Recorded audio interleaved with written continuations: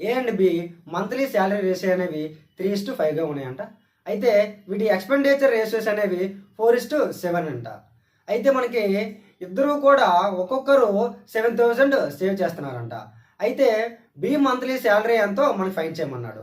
వీటిని నార్మల్గా అయితే ఈక్వేషన్ టైప్లో చేస్తారు, కానీ వీటిని మనం రేషియో టైప్లో చాలా సింపుల్గా చేద్దాం. అలా చూడండి, A and B salary ratios అనేవి మనకి 3:5గా ఇచ్చాడు, అండ్ ఎక్స్పెండిచర్ రేషియోస్ అనేవి మనకి 4:7గా ఇచ్చాడు.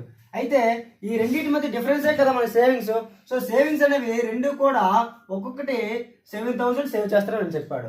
సో నార్మల్గా ఇక్కడ డిఫరెన్స్ అనేది 1 ఉంది, ఇక్కడ డిఫరెన్స్ అనేది 2 ఉంది, కానీ నాడు ఈక్వల్ అని చెప్పాడు కదా. సో ఇవి ఈక్వల్గా లేవు కాబట్టి వీటిని ఈక్వల్ చేసుకోవడం కోసం ఈ రెండింటి మధ్య డిఫరెన్స్ని వీటితో మల్టిప్లై చేయాలి, ఈ రెండింటితో మధ్య డిఫరెన్స్ దీంతో మల్టిప్లై చేయాలి. సో ఈ రెండింటి మధ్య డిఫరెన్స్ అనేది 2 అవుతుంది, ఈ రెండింటి మధ్య డిఫరెన్స్ అనేది 3. సో 3 × 3 అనేది 9 వస్తుంది, 3 × 5 అనేది 15, అండ్ 2 × 4 అనేది 8, అండ్ 2 × 7 అనేది 14. సో ఈ రెండింటి మధ్య డిఫరెన్స్ ఇప్పుడు 1 ఉంది, ఈ రెండింటి మధ్య డిఫరెన్స్ కూడా 1 ఉంది. సో ఈ రెండు డిఫరెన్స్ ఈక్వల్, అండ్ ఈ రెండు డిఫరెన్స్ క్వశ్చన్లో మనకి 7,000 ఇచ్చాడు. సో ఒక పార్ట్ వాల్యూ మనకి 7,000, బి ఇన్కమ్ అన్నాడు. సో బి ఇన్కమ్ అనేది 15 పార్ట్స్ ఉంది.